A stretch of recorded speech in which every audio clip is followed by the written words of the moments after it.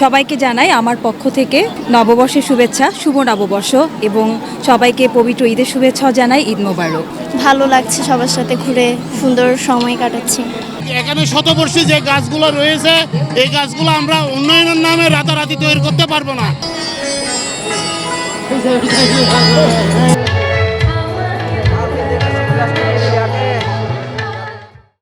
আমি শিল্পী কল্যাণী ঘোষ।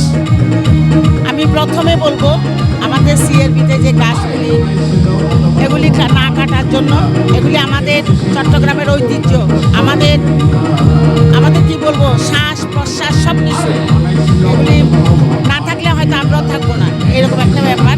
আমি জোর দাবি জানাচ্ছি যে এগুলি গাছগুলি যেন কাটা না হয়। একটা সময় ছিল আমরা গ্রামে গঞ্জে মানে শহরে বিভিন্ন জায়গায় অনুষ্ঠান করতাম, নাটক করতাম, যাত্রা হতো, বিচিত্র অনুষ্ঠান হতো, সাংস্কৃতিক অনুষ্ঠান হতো। এখন তো অনেক কমে গেছে। এখন সেই মেহেদি অনুষ্ঠানে দুই একজন শিল্পী ছাড়া এখন ভালো কোনো অনুষ্ঠান নাই বললেই চলে। ডিসি হিল ছিল, ওখানে প্রতি বছর আমরা প্রোগ্রাম করতাম, এখন সেখানেও হচ্ছে না। এখন একমাত্র ভরসা আমাদের এই যে সিআরবি, এইটাই শিরিষতলা। আজকে পহেলা বৈশাখ উপলক্ষে আমরা চট্টগ্রামের অনেক শিল্পীর এখানে এসে আমরা গান করলাম, খুব ভালো লাগলো। এরকম পরিবেশ যদি না হয় সংস্কৃতি তবে আমাদের থেকে হারিয়ে যাবে।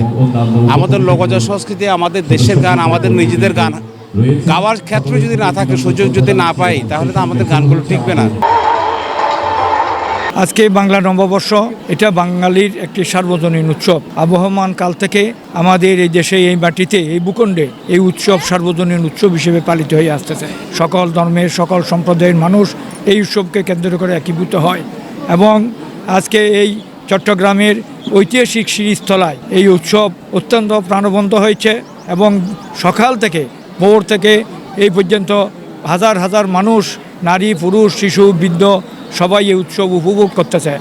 আমি এক কথাই বলবো, সর্বোপরি একটি প্রাণবন্ত এই অনুষ্ঠান। আমিও আজকে ব্যক্তিগতভাবে এখানে আমার সপরিবারে এসে, এখানে আমার পাশে আমার স্ত্রী ওয়াসিমা চৌধুরী আছে, আমার কন্যা রাজনীতিবিদ সাবরিনা চৌধুরী আছে। আমরা সপরিবারে এই অনুষ্ঠান উপভোগ করার জন্য এখানে এসেছি, খুব ভালো লাগতেছে।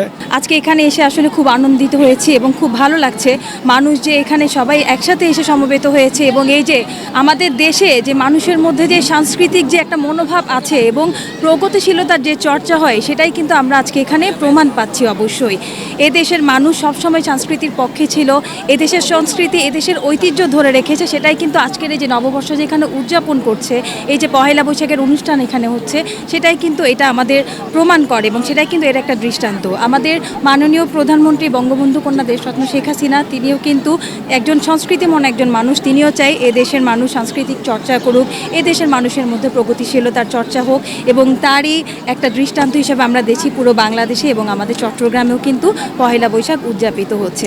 তো সবাইকে আবারও আমার পক্ষ থেকে আমি নববর্ষের শুভেচ্ছা জানাই। শুভ নববর্ষ।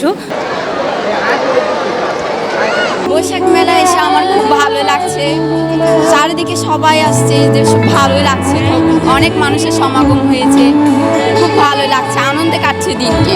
আমাদের অনেক ভালো লাগতেছে, ভাই ব্রাদার মিলে সবাই আসছি। আসলে বছরে একবার পয়লা বৈশাখ, তো এবার ডাবল বোনাস, কারণটা হচ্ছে ঈদের পরে পয়লা বৈশাখ, আমাদের উৎসবটা ডাবল। তো খোলামেলা, এখানে এবার একটু ভিড় কম, ভালোই লাগতেছে। তো আমি মনে করি পয়লা বৈশাখে যে আমরা যেভাবে পালনটা করি এবার একটু ভিন্ন, মানুষজন একটু কম কমফোর্টেবল, অনেক ভালো লাগতেছে। প্রতি বছর ঘুরে ঘুরে একটা নতুন বর্ষ আছে, সেই বর্ষের প্রথম দিনটা আমরা পয়লা বৈশাখ উদযাপন করি। আমরা চট্টগ্রামবাসী অত্যন্ত গর্বিত। চট্টগ্রামের মধ্যে একটা নৈসর্গিক পরিবেশে এই সিআরবি সারা রাস্তার মোড়ে, যেটা বাঙালিরা শিশু থেকে বৃদ্ধ পর্যন্ত সবাই একসাথে হয়ে আমরা বৈশাখটা উদযাপন করি। আমরা জানি চট্টগ্রামের ঐতিহ্যবাহী এই শিরিষতলা, চট্টগ্রামে একমাত্রই প্রাকৃতিক সৌন্দর্য। আমরা অভিভূত হয়েছি এখানে এসে, শিশু, কিশোর এবং আবাল বৃদ্ধ বনিতা সকলে এখানে এসেছে পয়লা নববর্ষ উদযাপন করতে। ইতিমধ্যে এই প্রাঙ্গণকে নিয়ে অনেকেই নৈরাজ্য করার জন্য গাছপালা কেটে এখানে বিভিন্ন ধরনের উন্নয়নের নামে বিভিন্ন ধ্বংসযজ্ঞ করে যাচ্ছে। সেটাকে চট্টগ্রামবাসী কোনো অবস্থায় মেনে নেবে না এবং এটাকে প্রতিহত করবে। এখানে চট্টগ্রামে বিনোদনের কোনো জায়গা নেই একমাত্র শিরিষতলা এখানে যে জায়গাটা রয়েছে, এখানে অত্যন্ত প্রাকৃতিক পরিবেশ, আল্লাহর দান। এই এখানে শতবর্ষী যে গাছগুলো রয়েছে, এই গাছগুলো আমরা উন্নয়নের নামে রাতারাতি তৈরি করতে পারবো না।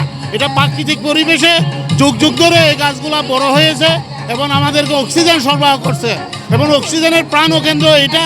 এই অক্সিজেন থেকে আমরা কেউ নিগৃহীত হতে চাই না।